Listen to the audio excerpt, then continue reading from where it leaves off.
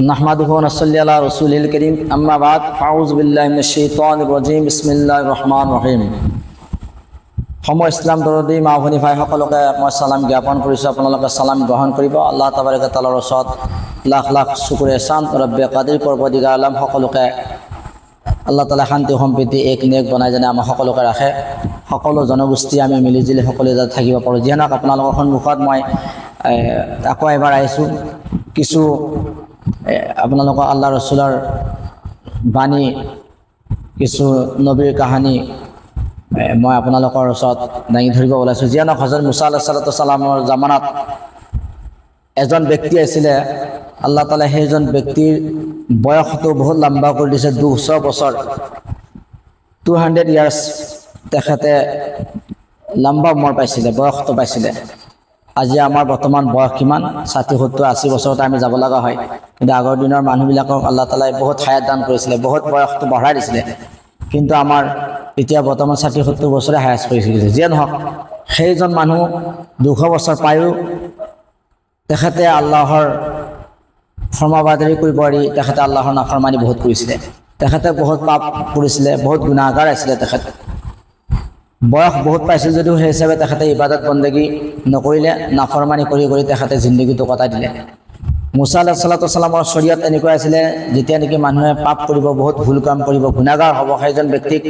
না দফন কৰিব না কফন কৰিব না জানাজা কৰিব এনেকৈ সেইজন ব্যক্তিক পুৰাখানাত লেতেৰা জাগাত তেখেতক পেলাই দিয়া হয় কিন্তু মুছা আলাইহিছ সালামৰ জামানাত যেতিয়া নেকি সেইজন ব্যক্তিৰ ইন্তেকাল হোৱাৰ পিছত মহল্লাবাসীয়ে কি কৰিলে তেখেতক লেতেৰা জাগাত গান্দেগী জাগাত তেখেতক পেলাই দিলে আল্লাহ তাবাৰক তাআলাই ওহি পঠালে মুছা আলাইহিছ সালামৰ ওচৰত এই মুছা অমুক জাগাত অমুকজন ব্যক্তিক তুমি উঠাই লৈ অহা আৰু তেখেতক গোসল কৰা গোসল কৰি তেখেতক জানাজা নামাজ পঢ়ি তেখেতক দফন কৰা যেতিয়া নেকি ক'লে মুছা আলাইহিছ সালামক আল্লাহ তাবাৰক তাআলাই তেতিয়া তেখেত আহি সেই অঞ্চলত উপস্থিত হয় আৰু উপস্থিত হোৱাত সেইজন ব্যক্তিক যেতিয়া মহল্লাবাসী কয় এখেতক তাৰ পৰা আনক তেখেতক গোসল কৰিব লাগিব জানাজা কৰিব লাগিব দফন কৰিব লাগিব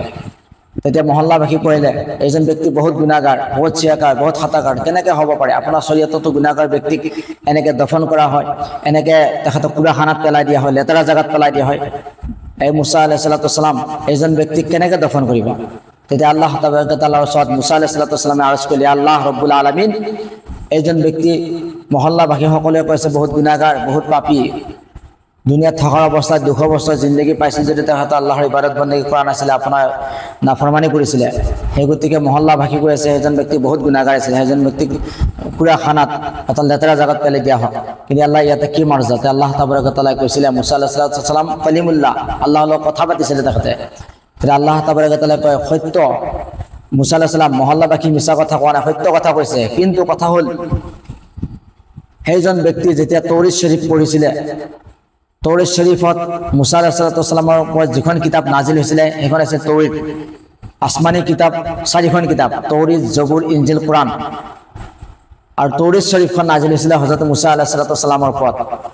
যেতিয়া তৌৰীত শৰীফ তেখেতে পঢ়িছিলে খুলিছিলে তেতিয়াও সেই কিতাপতো আল্লাহৰ নবী মুহাম্মদ সাল্লাল্লাহু আলাইহি ওয়াসাল্লামৰ নাম আছিলে আৰু যেতিয়া নাম নবী সাল্লাল্লাহু আলাইহি ওয়াসাল্লামৰ নাম পাইছিলে সেইজন ব্যক্তি কি কৰিছিলে আল্লাহৰ নবীৰ নামটো এনেকৈ লৈ এটা দুই হাতত লৈ এটা চুমা খাইছিলে আৰু কি কৈছিলে চকুত লগাই লৈছিলে মহব্বতত আল্লাহ নবী সাল্লাল্লাহু আলাইহি ওয়াসাল্লাম নামে ইসমে মুহাম্মদ আল্লাহৰ নবীৰ নাম পাই তেখেতে চুমা খাইছিলে আৰু দুটা চকুতে তেখেতে এনেকৈ লগাই লৈছিলে মহব্বতত আল্লাহ তাবাৰক তাআলা এই আমলটো বহুত পছন্দ হৈ গ'ল তেখেতৰ যদি গুনাহগাৰ আছিলে চিয়াকাৰ আছিলে খাতাকাৰ আছিলে কিন্তু আল্লাহৰ নবীৰ আশিক আল্লাহৰ নবীৰ দিৱানা আল্লাহৰ নবীৰ মহব্বতত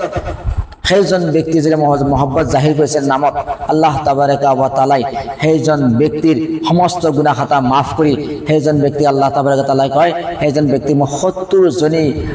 হুৰৰ লগত তেখেতক জান্নাতত ৰখাৰ ব্যৱস্থা কৰি থৈছো সেই গতি মুছা আলাইহিছ সালামে সেইজন ব্যক্তিক কৈছিলে গোসল কৰি কফন কৰি নবীয়ে সেইজন ব্যক্তিক জানাজা নামাজ পঢ়াই কি কৰিছিলে ফয়ছলা কৰি দিছিলে যিয়ে নেকি নবীয়ে যাক নেকি নবীয়ে জানাজা নামাজ পঢ়াব নবীসকলে জানাজা নামাজ পঢ়াব সেইজনৰ সাৰ্টিফিকেট জান্নাতি হৈ যাব সেইজন ব্যক্তি আল্লাহ তাবাৰক তাআলাৰ শৰীয়া হৈ গৈছিলে কিহৰ কাৰণে তেখেতে ইবাদত বন্দেগী নকৰিব পাৰে গুনাহগাৰ সেইজন ব্যক্তি আছিলে খাতাকাৰ আছিলে কিন্তু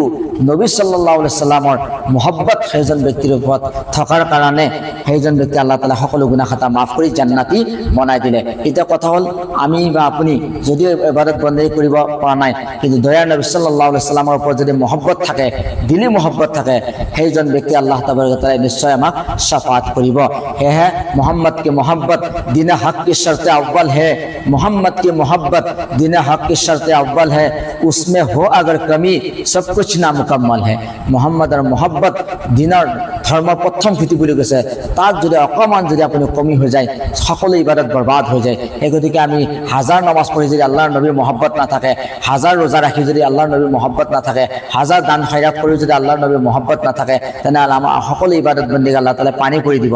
সেই গতিকে আল্লাহৰ নবী সাল্লাল্লাহু আলাইহি ওয়াসাল্লাম মহব্বত দিলত লৈ নামাজ পঢ়িব লাগিব